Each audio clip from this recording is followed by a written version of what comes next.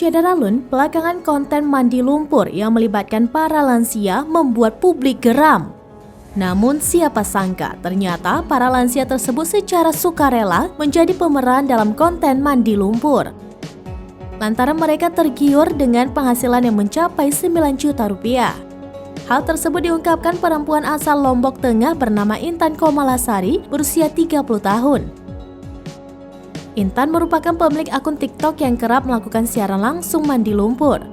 Awalnya, akun tersebut dipegang ia sendiri dengan konten aktivitas sehari-hari.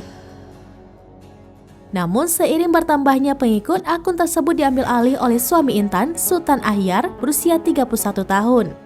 Pemeran konten kebanyakan memang berasal dari kalangan lanjut usia.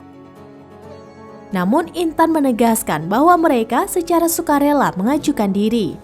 Nantinya, lansia tersebut akan mendapatkan upah dari hasil live TikTok di akunnya. Hal senada juga diungkapkan seorang nenek yang menjadi pemeran konten mandi lumpur, Layar Sari berusia 55 tahun. Ia mengaku senang bisa mendapatkan penghasilan hanya dengan mandi lumpur. Sari mengatakan dirinya bisa mendapatkan uang hingga 9 juta rupiah selama 9 kali mengikuti live. Menurutnya, penghasilan menjadi pemeran konten mandi lumpur lebih menjanjikan daripada bertani di sawah.